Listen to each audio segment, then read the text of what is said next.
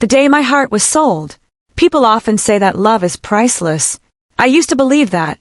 I believed love could survive anything. Distance, misunderstandings, hard times, even the opinions of strangers. I believed that if two people truly loved each other, nothing else mattered. I was wrong. My name is Emma Carter, and this is a story of how the man I was supposed to marry traded our future for a bank account, and how life eventually gave him a lesson no amount of money could erase. The morning started like any other. Golden sunlight poured through the kitchen window of the small apartment I had rented for nearly 3 years. It wasn't luxurious, but every corner held memories. The walls were covered with photographs of happier days, road trips, birthdays, lazy Sunday mornings, and countless selfies with the man I believed would become my husband. Daniel. Just saying his name used to make me smile. We had been together for 6 years. 6 years of shared dreams. 6 years of promises. 6 years of planning a future together. We weren't rich. Far from it. Daniel worked as a sales executive at a local real estate company, while I managed a neighborhood bookstore. Our combined income wasn't enough for expensive vacations or luxury cars, but we were comfortable.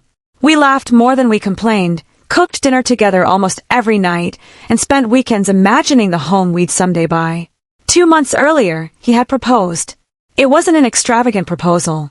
He had knelt beside the lake where we had our first date and slipped a modest silver ring onto my finger. "I can't promise you a mansion," he had whispered, his eyes shining with tears.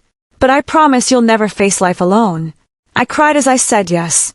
Looking back now, I wonder if he believed those words when he spoke them, or if they were already beginning to lose their meaning.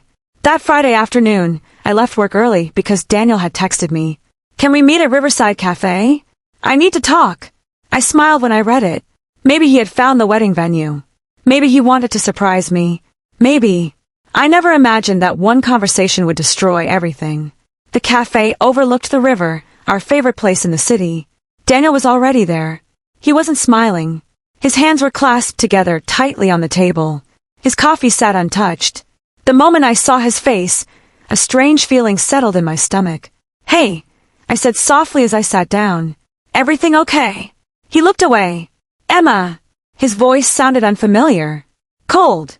Distant. "We need to talk." Every romantic movie in history had turned those 4 words into a warning. I laughed nervously. "You're scaring me." He took a deep breath. "I don't think we should get married." For a second, I couldn't hear anything. The sounds of the cafe disappeared. The laughter, the music, even the traffic outside seemed to vanish. "What?" He rubbed his forehead. "I've been thinking." "Thinking about what?" "Our future." I stared at him. "Our future."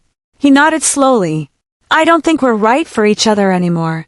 The sentence felt like someone had punched me in the chest. What changed? He didn't answer immediately. Instead, he kept staring into his untouched coffee. Finally, he spoke. "I've met someone." Those 4 words shattered what little hope I still had. Someone else. I felt my throat tighten. "Who?" Silence. "Daniel, who?" He finally looked at me. "Her name is Victoria." I searched my memory. I'd never heard that name before. "How long?"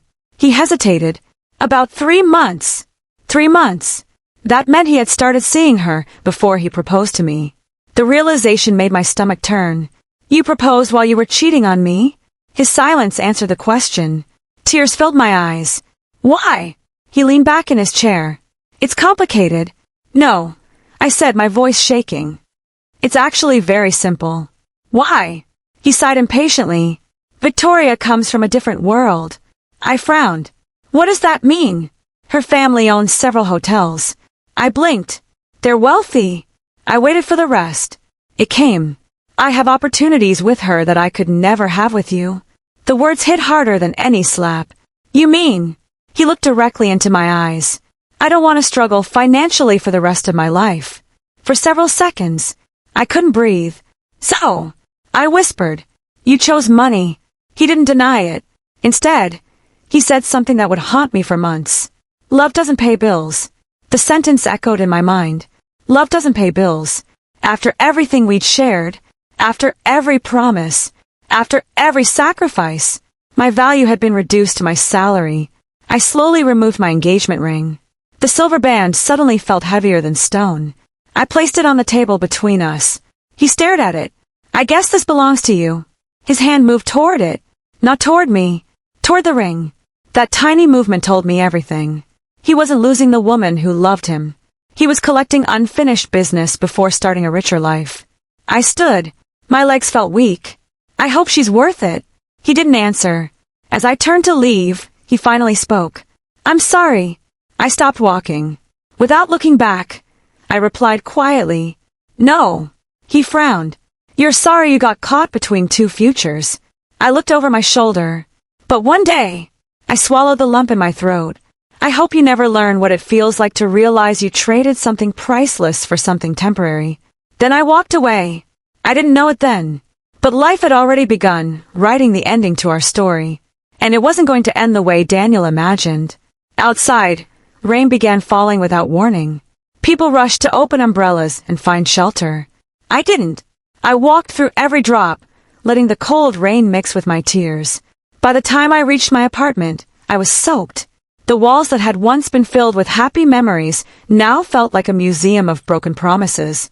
I looked at the framed photographs of us laughing together. One by one, I took them down.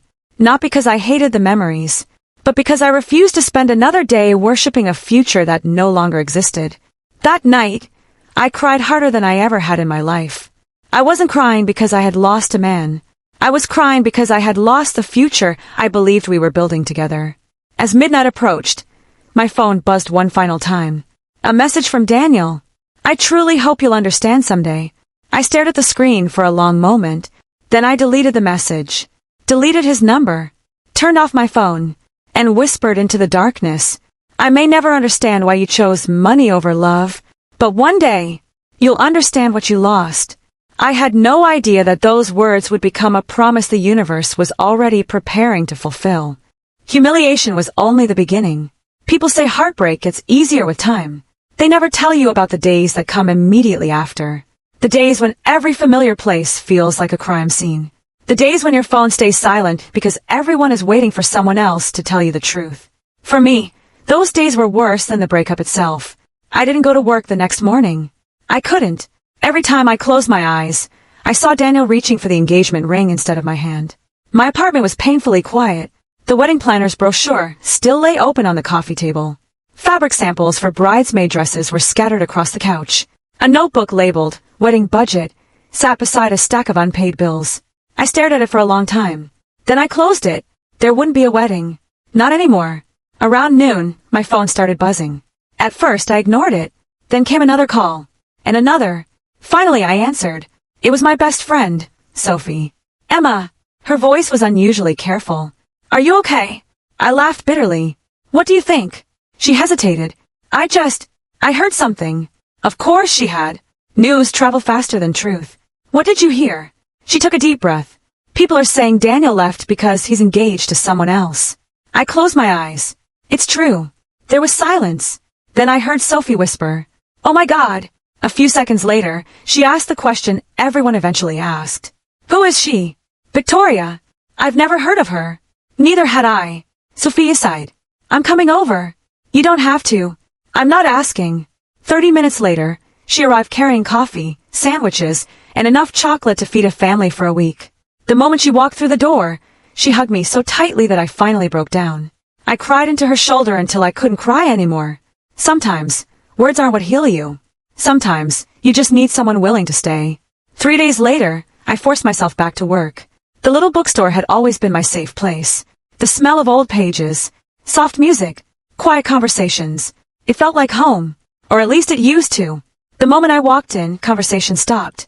Customers pretended to browse while secretly watching me. 2 coworkers exchanged uncomfortable glances. I knew that look. They already knew. By lunchtime, whispers followed me through every aisle. That's her. The woman he left. I heard the new fiancé is rich. I guess he upgraded. Upgraded. The word cut deeper than they realized. As though human beings could be traded like expensive cars. I finished my shift without saying much. But every smile I forced felt heavier than the last. That evening, Sophie insisted we get dinner together. Halfway through the meal, she froze. Emma! What? She slowly turned her phone toward me. You need to see this. On the screen was a photo from social media. Daniel stood beside a stunning blonde woman wearing a designer dress. Victoria. She rested one hand on his chest while flashing an enormous diamond engagement ring. The caption read, "Sometimes life rewards you when you know your worth." Thousands of likes. Hundreds of comments. Power couple. Perfect match. You deserve each other. Then I noticed something else. The date. The picture had been uploaded weeks before Daniel ended our engagement. He had already been introducing her to the world while still planning a wedding with me. Sophie looked furious. He's unbelievable. I wasn't angry anymore. I was exhausted. Over the next few weeks, the truth slowly emerged. Victoria wasn't simply wealthy. She was the only daughter of billionaire hotel developer Richard Langford. Her family owned luxury resorts across several countries. Money wasn't just part of her life. It defined it. Daniel had been promoted almost immediately after joining one of the Langford companies. A company he had no connection to before meeting Victoria. Coincidence? I didn't think so. Neither did anyone who knew him well. Then came the final humiliation. One afternoon, a large white envelope arrived at my apartment. No return address. Inside was an elegant wedding invitation. Gold lettering. Luxury paper. Everything looked expensive. My hands trembled as I opened it. Mr. Daniel Brooks and Miss Victoria Langford request the honor of your presence. My name was printed on the guest list. Not handwritten. Printed. I wasn't accidentally invited. Someone wanted me there. Tucked inside the invitation was a small handwritten note. I hope you found peace. It would mean a lot if you came. Daniel. Peace. He wanted me to sit in the audience and watch him marry the woman he had chosen over me. Sophie was furious. He can't be serious. I folded the invitation carefully. Oh, I said quietly. He's serious. That night I couldn't sleep. Instead, I searched Victoria's social media. Photographs from yachts, private jets, luxury vacations, designer boutiques, 5-star restaurants. Everything looked perfect. Then I noticed something strange. In every picture, Daniel smiled, but his smile never reached his eyes. At first, I thought I was imagining it. Maybe I was just bitter. Maybe I wanted to believe he wasn't happy. So I closed the app. Weeks turned into months. Life slowly moved forward. I worked extra hours at the bookstore. I stopped checking Daniel's social media. I started jogging every morning. I read books instead of rereading old text messages. Little by little, I began remembering who I had been before I met him. It wasn't easy. Healing never is. But every sunrise hurt a little less than the one before.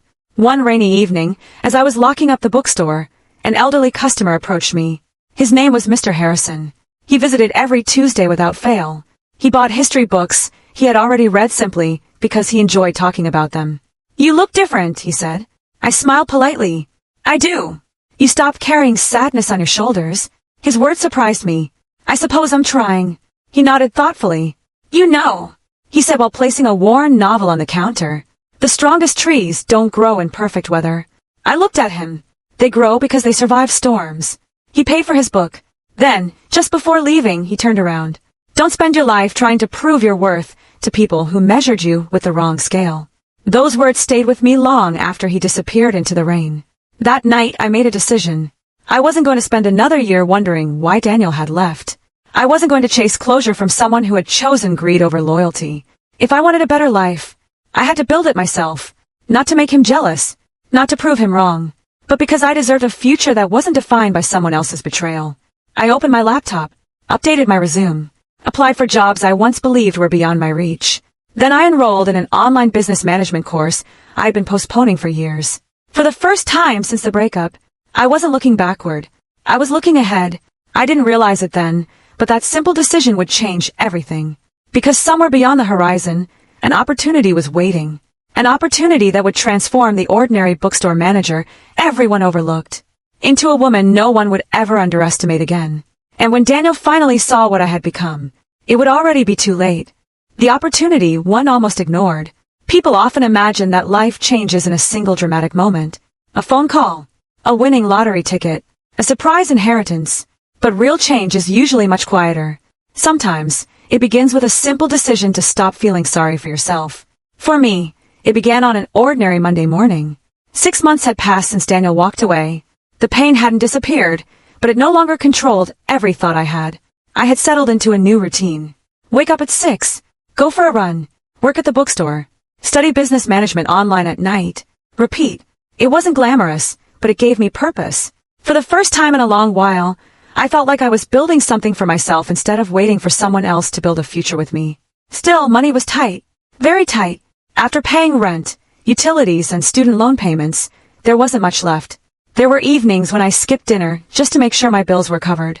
But strangely, I didn't feel poor. I felt determined. One afternoon, Mr. Harrison walked into the bookstore carrying a heavy box. "Emma," he called with a smile. "I've got another donation for your rare book section." I hurried over to help him. "You really don't have to keep bringing these." He chuckled. "My grandchildren would rather watch videos than read classics. I'd rather these books end up with someone who appreciates them." As we unpacked the box, an old leather-bound journal slipped out. I picked it up. "This doesn't look like a novel." Mr. Harrison smiled. "It isn't. It belonged to my late wife." I quickly handed it back. "I'm sorry." He gently pushed it toward me again. "Keep it." I couldn't. "I insist." I looked at him in confusion. "Why?" He smiled sadly. "Because she always believed books should find the people who need them." That evening, I opened the journal. Instead of diary entries, it was filled with handwritten notes about life, business, and personal growth. One sentence caught my attention immediately. "Never ask whether an opportunity is too small. Ask whether your courage is too small." I read that line at least 10 times. It felt as if someone had written it directly for me. The following week, the bookstore owner, Mrs. Bennett, called me into her office. She looked worried. "Emma." "Yes." She sighed deeply. "I've decided to sell the store."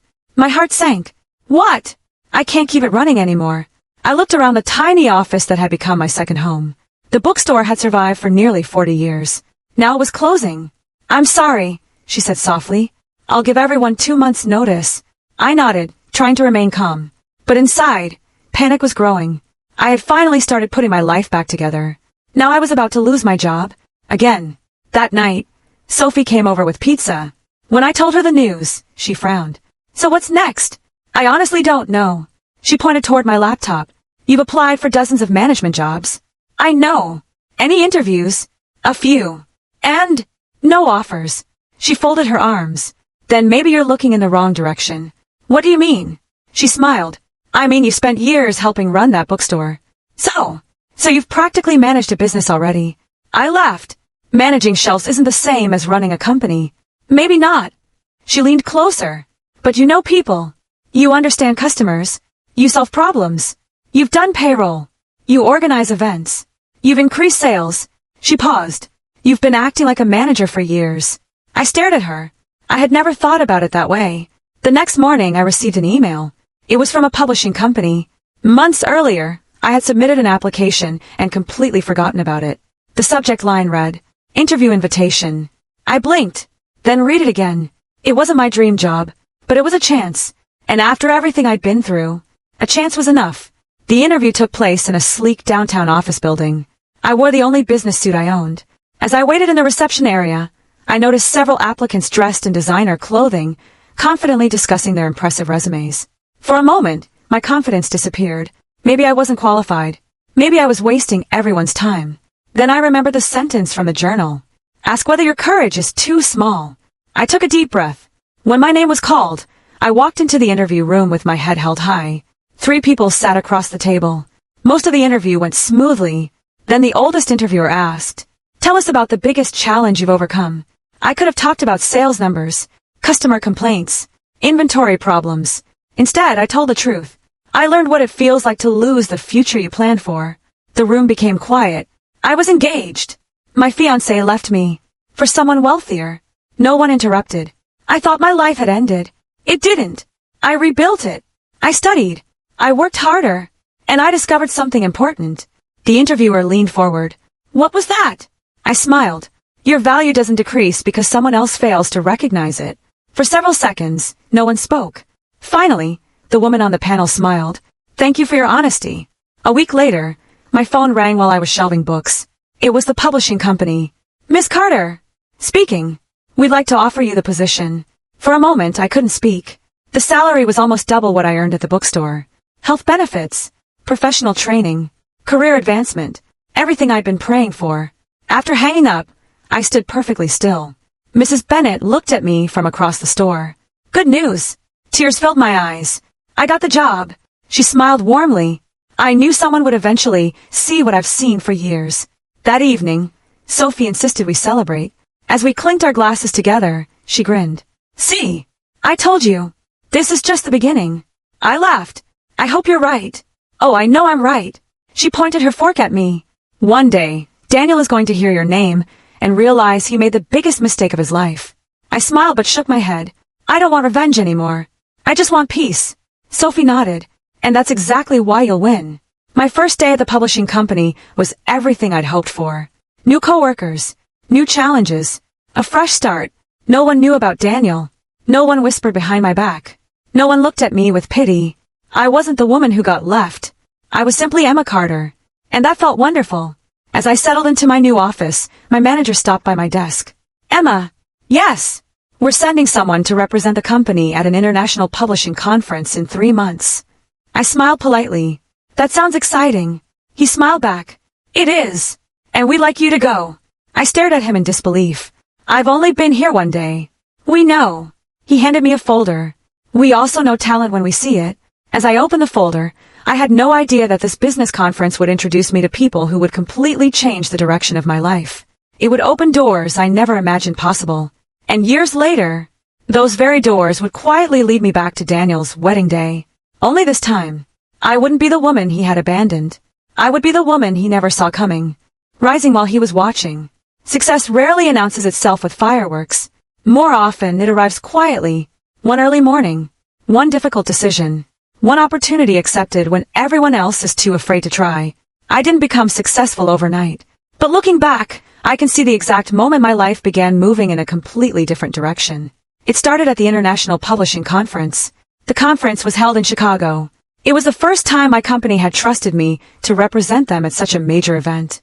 As I walked into the enormous convention center, I felt completely out of place. Thousands of professionals filled the building. Publishers, authors, business executives, marketing experts, people with years of experience, people who seemed far more accomplished than I was. For a brief moment, the old insecurity returned. You don't belong here. Then I remembered something Mr. Harrison had once told me. The strongest trees don't grow in perfect weather. I straightened my shoulders. Maybe I wasn't the most experienced person in the room, but I had earned my place. The conference lasted 4 days. Every lecture taught me something new. Every conversation opened another door. Instead of hiding in the background, I introduced myself to strangers, asked questions, shared ideas, listened carefully. By the 3rd day, people actually remembered my name. That alone felt like a victory. On the final afternoon, I attended a small leadership seminar that almost no one else seemed interested in. There were barely 20 people in the room. The speaker was a successful entrepreneur named Jonathan Reed. He wasn't flashy. He didn't boast about expensive cars or private jets. Instead, he spoke about resilience, about failure, about character. One sentence caught everyone's attention. I never hire the smartest person in the room. The audience looked confused. Jonathan smiled. I hire the person who's still standing after life knocked them down. His words felt strangely personal. After the seminar ended, I gathered my courage and walked over to thank him. Mr. Reed. He smiled politely. Please call me Jonathan. I just wanted to say your presentation meant a lot. What part? I thought for a moment. The part about resilience. His expression softened. You've been through something difficult. It wasn't a question. It was an observation. I nodded. I have. And yet you're here. I almost didn't come. He smiled. But you did. We talked for nearly 30 minutes. Not just about business. About life. About mistakes. About second chances. Before leaving, he handed me his business card. If you're ever looking for a new challenge, call me. I thanked him, assuming it was simply a polite gesture. I had no idea that little card would eventually change everything. Over the next year, I poured myself into my work. I arrived early, stayed late, volunteered for projects no one else wanted. Slowly, my efforts began paying off. My manager promoted me to senior marketing coordinator. 6 months later, I was leading an entire department. The salary increase allowed me to move into a better apartment. Nothing extravagant, just a place that finally felt like home. For the first time in years, I wasn't worrying about whether I could afford groceries. I wasn't counting every dollar. I wasn't surviving anymore. I was living. One evening, Sophie came over to help me unpack. She looked around the apartment and smiled. I remember when you thought your life was over. So do I. She laughed. Now look at you. I looked around. fresh paint, large windows, a bookshelf that stretched across an entire wall, a small balcony overlooking the city. It wasn't a mansion, but every piece of it had been earned. Not given, earned. You know what's funny? Sophie asked. What? You haven't mentioned Daniel's name in months. I thought about it. She was right. Somewhere along the way, he had stopped being the center of my story. A few weeks later, I received another unexpected phone call. It was Jonathan Reed. Emma! Yes! I hope I'm not interrupting. Not at all. I've been following your career. That surprised me. You have. I have friends in your company. They speak very highly of you. I thanked him. Then he got straight to the point. I'm launching a new publishing and media startup. I need someone to help build it. I'd like that person to be you. I nearly dropped my phone. Me? You? I don't have executive experience. You have something better. What? Integrity. I was silent. He continued. Skills can be taught. Character can't. Accepting his offer was the hardest decision I'd made since ending my engagement. The new company wasn't guaranteed to succeed. It was a risk. A big one. My family thought I was making a mistake. Some coworkers warned me against leaving a stable job. Even Sophie asked, "Are you sure?" No. Then why do it? I smiled. Because the biggest opportunities usually arrive disguised as risks. She laughed. I guess you've been reading too many business books. Probably. The first year was brutal. Long hours, endless meetings, unexpected setbacks. There were weeks when I barely slept. Investors pulled out. Projects failed. Competitors laughed at us. But Jonathan never panicked. Whenever something went wrong, he'd simply ask, "What did we learn?" Not, "Whose fault is it?" That mindset changed the entire company. Instead of fearing failure, we learned from it. By the end of our second year, everything changed. One of our digital publishing platforms exploded in popularity. Major authors signed exclusive contracts. Investors returned. Revenue tripled, then doubled again. Our tiny startup suddenly became one of the fastest growing companies in the industry. The media called it an overnight success. Those of us who had worked 18-hour days knew better. There was nothing overnight about it. One Friday morning, Jonathan called me into his office. He placed a folder on the table. "I've been thinking." I smiled. "That usually means more work." He laughed. "Probably." He slid the folder toward me. Inside was a contract. I looked at the first page, then the second, then the third. Finally, I looked up. "Is this real?" He nodded. "I'd like you to become our chief operating officer." I stared at him in disbelief. I don't know what to say. "Say yes." Tears filled my eyes. "I never imagined." "I know." He smiled warmly. But I did. That evening, I stood alone on the balcony of my apartment, watching the city lights flicker below. The cold breeze carried memories I hadn't thought about in years. The tiny bookstore, the sleepless nights, the engagement ring resting on a cafe table, the words Daniel had spoken. Love doesn't pay bills. I smiled to myself. Maybe he had been partly right. Love didn't pay bills. Hard work did. Integrity did. Perseverance did. And unlike greed, those things could never be taken away. Just as I was about to go inside, my phone buzzed. It was a message from Sophie. "You're never going to believe who I saw today." I smiled and replied, "Who?" Her response came almost instantly. "Daniel." For the first time in years, seeing his name didn't make my heart race. Instead, I simply felt curious. Then another message appeared. "And trust me, things aren't as perfect as they look." I stared at the screen for a long moment. Maybe life had already begun collecting the debt it owed him. But I still had no idea that the biggest payment would come on the day he said, "I do." The wedding invitation that changed everything.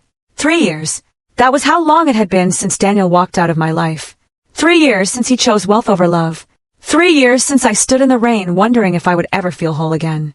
Now I was 32 years old. Chief operating officer of one of the fastest growing publishing and media companies in the country. I had a beautiful apartment overlooking the city, a career I loved, friends who had become family, and most importantly, peace. Not perfect happiness, not endless excitement, just peace. It was worth more than I had ever imagined. One Friday afternoon, I was reviewing financial reports when my assistant knocked gently on my office door. "Emma, come in." She carried a small cream-colored envelope. This was delivered by courier. "There's no company logo." I frowned. "Who is it from?" There wasn't a return address. I thanked her and waited until she left before opening it. The moment I saw the elegant gold lettering, my stomach tightened. "Daniel Brooks and Victoria Langford request the honor of your presence at their wedding ceremony." I stared at the invitation in disbelief. Another invitation. The first one had arrived years ago, but the wedding had been postponed after Victoria's father suffered a serious illness. According to the new invitation, the ceremony was now only 2 weeks away. Tucked inside was another handwritten note. Emma, I know this is unusual, but I'd really like you to come. There are things I wish I could explain someday. Daniel! I read the note twice, then a third time. Why now? After 3 years. Why did he still want me there? That evening, I met Sophie for dinner. The moment I handed her the invitation, she nearly dropped her glass. You're kidding. I wish I were. She read the note carefully. This doesn't make sense. I know. She looked at me. You're not actually thinking about going, are you? I don't know. She leaned back in her chair. Emma, he broke your heart. I remember. He cheated. I remember. He left you for money. I definitely remember. So why even consider it? I took a slow sip of water before answering. Because I don't think this invitation is really about the wedding. She narrowed her eyes. You think something else is going on? I do. The following Monday, Jonathan stopped by my office. You seem distracted. I smiled faintly. I've had an unexpected invitation. He listened quietly as I explained everything. When I finished, he remained silent for several moments. Finally, he asked, Do you still love him? The question caught me off guard. I thought carefully before answering. No. Do you hate him? No. Then what do you feel? I looked out the window. Nothing. Jonathan smiled. That's how you know you've healed. I nodded slowly. So, he continued. Are you going? I haven't decided. He stood. If you go, don't go looking for answers. Go knowing you don't need any. A week later, Sophie called me early in the morning. You need to sit down. What happened? I ran into an old coworker of Daniel's, and he told me something interesting. I listened carefully. Apparently, Daniel isn't exactly living the dream everyone thinks he is. What do you mean? He works for Victoria's family business. I know that, but he doesn't actually make any decisions. I frowned. What? Everything goes through Victoria, and if it's a major decision, it goes through her father. The picture Sophie painted was very different from the glamorous life social media displayed. He basically traded freedom for luxury. I didn't say anything. She continued, They have the mansion, the expensive cars, the vacations, but according to your old coworker, he always looks exhausted. That night, curiosity got the better of me. For the first time in years, I searched Daniel's name online. His social media profile looked exactly as expected. Luxury dinners, business conferences, designer suits, perfect smiles, perfect captions, perfect life. But as I scrolled through hundreds of photographs, something caught my attention. Every picture looked carefully staged. Nothing felt spontaneous. Nothing felt real. Then I noticed something else. Victoria appeared in almost every post. Daniel rarely posted anything by himself. It was as though his identity had slowly disappeared into hers. I quietly closed the app. Money had given him a lifestyle. But had it given him a life? 2 days before the wedding, something unexpected happened. Jonathan invited me to lunch. As we finished dessert, he slid a folder across the table. I've been waiting for the right moment. I opened it. Inside was a letter from our board of directors. My eyes widened. Is this? He smiled. The board unanimously approved it. I continued reading. My hands began trembling. The company was offering me an ownership stake. Not just a promotion. Not just a bonus. Equity. For the first time in my life, I would become one of the company's principal shareholders. A percentage that, if the company continued growing, would eventually be worth tens of millions of dollars. I looked up, speechless. Jonathan laughed. I told you years ago. I hired character, not just talent. Tears filled my eyes. I don't know how to thank you. You already have. How? By proving I was right. That evening, I stood in my apartment holding 2 envelopes. One contained documents that would permanently change my financial future. The other contained an invitation to the wedding of a man who once believed I wasn't worth building a future with. Life had a strange sense of timing. The night before the ceremony, Sophie came over. So, she asked, Decision made? I looked at the invitation one last time. Then I nodded. I'm going. She blinked. Really? Yes. Why? I smiled calmly. Not because I want him back. Not because I want revenge.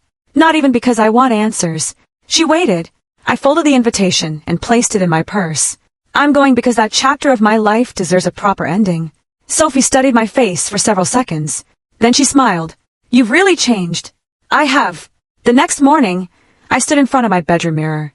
I wore a simple but elegant navy blue dress. No diamonds. No designer labels. No desire to impress anyone.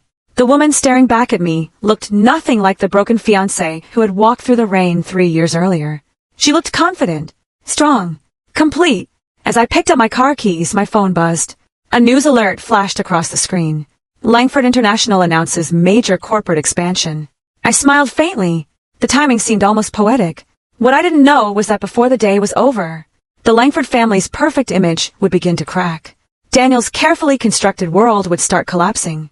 And the biggest shock of his life would arrive before he ever reached the altar. The biggest shock of his life.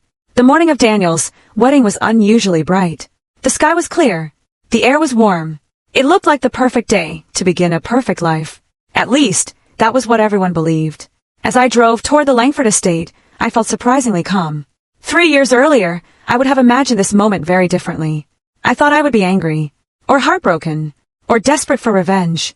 Instead, I simply felt like someone closing the final chapter of a book she had already finished reading.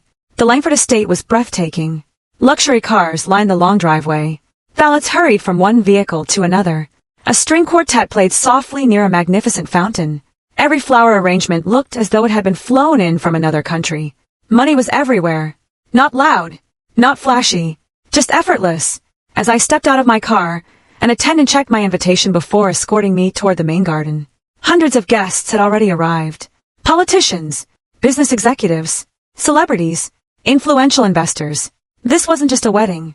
It was a public display of power. I quietly found a seat near the back. No one recognized me, which was exactly what I wanted. From where I sat, I could see the beautifully decorated altar beneath a canopy of white roses. Everything looked flawless, yet something felt strangely tense. Staff members hurried back and forth, whispering to each other. Security guards spoke urgently into their earpieces. Several executives checked their phones with worried expressions.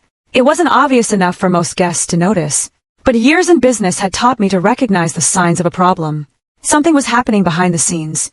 A few minutes later, Sophie quietly slipped into the seat beside me. You actually came. So did you? She smiled. I wasn't letting you face this alone. I squeezed her hand. Thank you. She leaned closer. I've already heard gossip. I raised an eyebrow. About what? Apparently, Victoria's father has been in meetings all morning.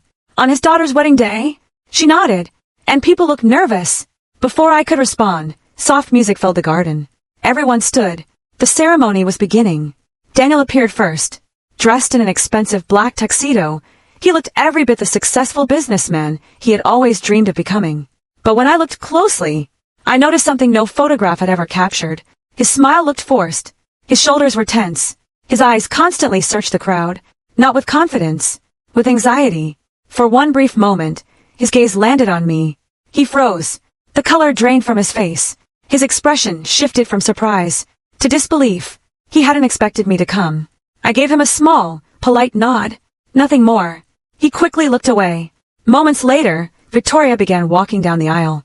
She looked beautiful in an elegant white gown. The guests smiled. Cameras flashed. Everything appeared perfect. Until a commotion erupted near the entrance. One of the Langford executives rushed toward Richard Langford. His face was pale. He whispered something into Richard's ear. The older man's expression changed instantly. What? Richard demanded. Several nearby guests turned to look. The executive handed him a tablet. Richard stared at the screen.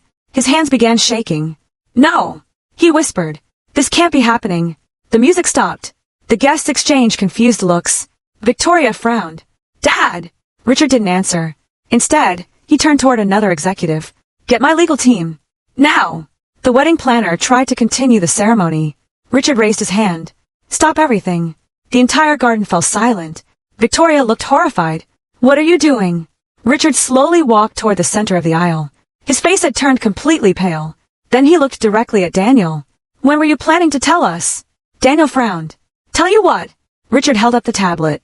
That our company is under federal investigation. Gasps echoed across the garden. Victoria stared at her father. What investigation? Richard's voice trembled. Our chief financial officer has been arrested. The authorities froze several corporate accounts less than an hour ago. Murmurs spread rapidly through the guests. Phones appeared everywhere. People began checking the breaking news. Within seconds, the headlines were everywhere. Langford International under investigation for financial fraud. Victoria grabbed the tablet. No, she whispered. This has to be a mistake. It isn't, Richard replied. Our lawyers just confirmed it. The guests were no longer watching a wedding. They were witnessing the beginning of a corporate disaster. Daniel stood frozen. His dream life, the fortune he had sacrificed everything for, was collapsing before his eyes. Reporters had already begun gathering outside the estate gates. Television helicopters circled overhead. The wedding live stream abruptly ended. Investors started leaving. Several executives quietly slipped away without saying goodbye. Within minutes, the celebration had transformed into chaos. Sophie looked at me. Emma. I slowly nodded. I know. She whispered. Can you believe this? I took a long breath. I can believe that money disappears. What surprises me is how quickly people disappear with it. Almost immediately, several guests who had spent years praising the Langford family began making excuses to leave. Some avoided eye contact. Others simply walked away. Loyalty, it seemed, had been rented, not earned. Daniel suddenly spotted me again. This time, he walked toward me, slowly, almost uncertainly. When he finally stopped a few feet away, neither of us spoke for several seconds. He looked older, more tired, less confident than the man who had left me in that riverside cafe. Finally, he broke the silence. You came. I smiled politely. You invited me. He lowered his eyes. I didn't think you actually would. I almost didn't. Another long silence. Then he quietly said, I owe you an apology. I looked at him calmly. You do. His voice cracked. I thought money would solve everything. It didn't. I didn't respond. There was nothing left to say. Because some lessons cannot be taught. They can only be lived. Behind us, the wedding planners were hurriedly removing decorations. Guests continued leaving. The orchestra packed away their instruments without playing another note. The dream Daniel had chosen over us had lasted exactly until the morning of his wedding. He looked at me with tears forming in his eyes. I made the biggest mistake of my life. For years, I had imagined hearing those words. I thought they would bring satisfaction. Instead, I felt only compassion, not because he deserved it, but because I had finally become someone who no longer needed his regret to validate my worth. I simply replied, I hope one day you forgive yourself. He stared at me, confused. You already have? I smiled gently. I forgave you a long time ago. Then I turned and walked away. I didn't look back. Because the woman, who once would have looked back, no longer existed. As Sophie and I reached the parking lot, my phone rang. It was Jonathan. Emma, how's the wedding? I glanced once toward the estate behind me. It's over. What? I smiled faintly. I'll explain later. I ended the call and looked toward the clear blue sky. 4 years. I believed Daniel leaving me was the worst thing that had ever happened. Standing there, I finally understood the truth. It had been the beginning of the best chapter of my life. And Daniel had just witnessed the cost of choosing wealth over character. Little did either of us know, our paths would cross one final time, and that last conversation would change both of our lives forever. The price of regret. The news spread across the country before sunset. Every television channel carried the same headline. Langford International faces massive fraud investigation. Business analysts debated the company's future. Reporters camped outside the Langford estate. Financial experts predicted years of lawsuits. By the next morning, the wedding that was supposed to dominate society pages had become nothing more than a footnote beneath a much bigger scandal. The lavish ceremony had never been completed. Daniel and Victoria never made it to their vows. I watched the coverage from my apartment with a cup of coffee in my hands. For a few moments, I felt sorry for everyone involved. Not because they had lost their wealth, but because so many lives had been caught in the fallout. Employees worried about their jobs. Investors feared losing their savings. Families wondered what would happen next. Greed rarely destroys, only the greedy. It leaves innocent people standing in the ruins as well. I turned off the television. There was nothing more I needed to see. Life moved forward. Our company was preparing to launch its biggest international project. As chief operating officer, and now one of the company's shareholders, my schedule was packed from sunrise until late evening. The business was expanding into Europe and Asia. New offices, new partnerships, new opportunities. Everything we had worked for was finally becoming reality. One afternoon, Jonathan called me into his office. He smiled as I walked in. I have good news. I laughed. I liked the sound of that. He handed me a folder. Inside was the final agreement for our expansion. We officially closed the deal this morning. I looked through the documents. The projected value of my ownership stake had increased dramatically. In only a few years, my shares had become worth more money than I had ever imagined possible. I remember Daniel's words from years ago. Love doesn't pay bills. No. But integrity, hard work, and patience had built a future that money alone never could. A week later, I received an unexpected email. The sender's name made me pause. Daniel Brooks. For several minutes, I simply stared at the screen. Then I opened it. The message was short. Emma, I know I don't deserve your time, but there's something I need to say. If you're willing, could we meet just once? I promise I'm not asking for anything. I only want the chance to apologize properly. I leaned back in my chair. 3 years ago, I would have waited anxiously for a message from him. Now, I wasn't even sure whether to reply. That evening, I told Sophie about the email. She nearly spilled her coffee. Absolutely not. I smiled. I thought you'd say that. What could he possibly have to say now? I don't know. And you don't need to know. She folded her arms. Emma, some doors should stay closed. I agree. But sometimes you close them yourself. She looked at me for a long moment. Finally, she sighed. If you go, I'll go because I'm strong enough to leave whenever I want. I nodded. Exactly. 2 days later, I met Daniel at the same riverside cafe where our engagement had ended. The place hadn't changed. The river still flowed quietly. The tables were arranged the same way. Even the old barista recognized me. Only we were different. Daniel arrived wearing a simple navy jacket. No luxury watch. No designer suit. No expensive car parked outside. He looked ordinary. And strangely, more genuine than I had seen him in years. When he sat down, neither of us spoke for several moments. Finally, he broke the silence. Thank you for coming. I almost didn't. I understand. He took a deep breath. I owe you the truth. I waited. When I met Victoria, I convinced myself I was being practical. I told myself I was choosing security. I believed money would solve every problem. He laughed bitterly. It solved none.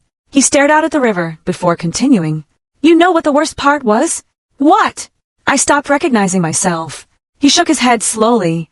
I spent years trying to fit into a world that was never really mine. I wore the right clothes, said the right things, attended the right parties. But every morning, I looked in the mirror and saw someone I didn't respect. His voice grew quieter. And every time I remembered what I had done to you, I hated myself a little more. I listened without interrupting. Not because I agreed, but because people sometimes need to say difficult things out loud. He reached into his jacket pocket and placed something on the table. It was a small velvet box. For a second, my heart skipped. He slowly opened it. Inside lay the silver engagement ring he had given me years ago. I kept it. I looked at the ring. I don't know why. Maybe because some part of me always knew what I'd thrown away. He gently pushed the box toward me. It belongs to you. I smiled sadly. No. He looked confused. It was a promise. A promise you broke. It doesn't belong to either of us anymore. For a moment, he simply stared at the ring. Then, he quietly closed the box. I suppose you're right. After another long silence, he looked directly at me. I heard about your company. I nodded. I'm happy for you. I mean that.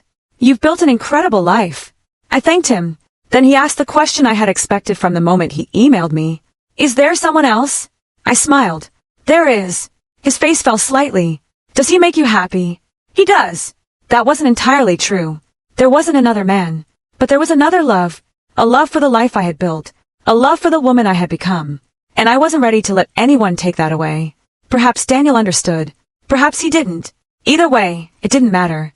As we stood to leave, he hesitated. I know I don't deserve forgiveness. I looked at him calmly. Forgiveness isn't something you earn. It's something another person chooses. He lowered his head. I've already forgiven you. His eyes widened. But forgiveness doesn't erase consequences. He nodded slowly. I know. You can't go back and change the choice you made. No. But you can choose to become a better man because of it. For the first time that afternoon, he smiled. A real smile. Not the rehearsed smile from magazine photos. Not the nervous smile from his wedding day. Just a quiet, honest smile. Thank you, Emma. I nodded. Goodbye, Daniel. Goodbye. He walked in one direction. I walked in the other. Neither of us looked back. This time, there was nothing left unfinished. A month later, I received one final update. Daniel had accepted a modest management position at a non-profit organization that helped struggling small businesses rebuild after financial hardship. The salary wasn't impressive. The office wasn't luxurious. But according to someone who knew him, he smiled more now than he ever had during his years surrounded by wealth. Sometimes life doesn't give you the ending you wanted. It gives you the lesson you needed. And perhaps that was enough. As for me, I had finally stopped measuring my life by what I had lost. Instead, I measured it by everything I had found. And the greatest treasure of all was the woman I had become. The best revenge was never revenge. 5 years later, life looked nothing like I had imagined on the day Daniel left me. Back then, I thought happiness depended on one person, one relationship, one future. I couldn't have been more wrong. Real happiness isn't built on someone else's promises. It's built on the promises you keep to yourself. Our company had grown far beyond anything we had dreamed possible. What began as a small startup had become one of the most respected publishing and digital media companies in the country. We had offices in 6 cities, hundreds of employees, partnerships around the world. Every time I walked through headquarters, I remember the tiny office where Jonathan and I had worked with secondhand furniture and impossible dreams. Success had changed our company, but we had never allowed it to change our values. Jonathan eventually became chairman of the board, and I stepped into the role of chief executive officer. The day the announcement became public, reporters asked the same question over and over again. What is the secret to your success? My answer never changed. Character. You can build a business on talent, but you can only build a legacy on character. One autumn afternoon, I received an invitation to speak at a university graduation ceremony. Standing backstage, I looked at hundreds of graduates waiting to begin the next chapter of their lives. I remembered being their age, full of plans, certain that everything would unfold exactly the way I expected. Life had smiled at my confidence, then taught me humility. When I stepped up to the podium, the room fell silent.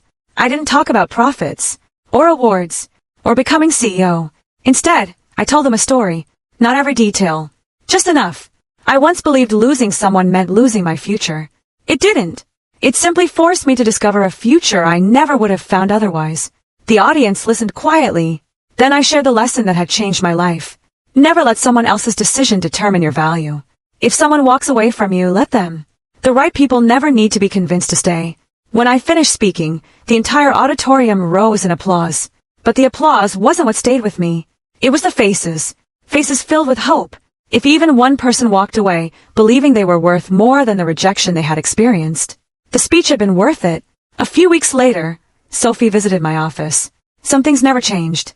She still entered without knocking, still carried 2 cups of coffee, still acted as though the building belonged to her. I saw someone today, she announced. I laughed. Why do I feel like I've heard this sentence before? She grinned. Because you have. She sat down across from my desk. It was Daniel. I looked up with mild curiosity. How is he? She smiled. Peaceful. That answer surprised me. He volunteers on weekends now. He mentors young entrepreneurs. Apparently, he's become the person he should have been years ago. I smiled softly. I'm glad. And Sophie added with a playful smile. He still isn't married. I laughed. I don't think that's any of my business. No, she admitted. It isn't. We changed the subject. And that was the moment I realized something important. Hearing Daniel's name no longer stirred old emotions. It felt like hearing news about someone from another lifetime. Because that's exactly what he was. A few months later, I attended a charity fundraiser hosted by our company. The ballroom was filled with business leaders, educators, and nonprofit organizations. As the evening came to an end, someone approached me. I turned around. It was Daniel. He looked different again. Older, wiser, more comfortable in his own skin. He smiled politely. Congratulations. For what? Everything. I thanked him. He glanced around the ballroom. You've built an amazing life. So have you. He looked surprised. I heard about the nonprofit. I've also heard the people there respect you. He smiled modestly. I'm trying. I know. After a brief silence, he said, You know. 4 years, I thought losing you was the biggest mistake of my life. I raised an eyebrow. And now, he smiled gently. Now I think hurting you was. The distinction mattered. Because it wasn't about losing what he wanted. It was about recognizing the pain he had caused someone else. That realization told me he truly had changed. I extended my hand. I'm happy you found peace. He shook it. So am I. There was no romance. No lingering feelings. No unfinished chapter waiting to be reopened.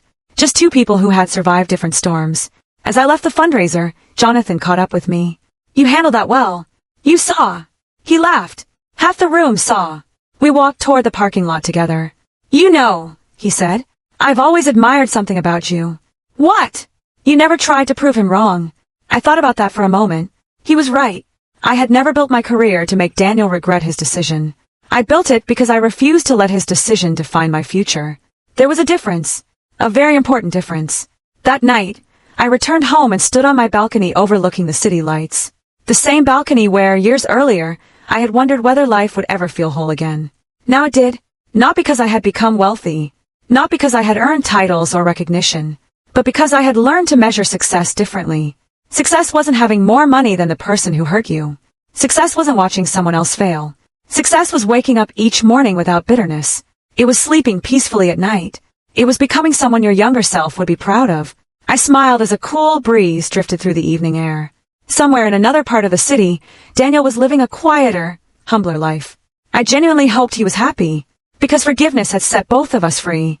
As I looked toward the horizon, I remember the young woman who had walked through the rain with tears streaming down her face after losing the man she thought she couldn't live without. If I could speak to her now, I would tell her this. The person who leaves you does not take your future with them. They only leave space for the future that was always meant for you. And perhaps that is the greatest lesson life ever teaches. Sometimes the worst day of your life is simply the first page of your best chapter. The end.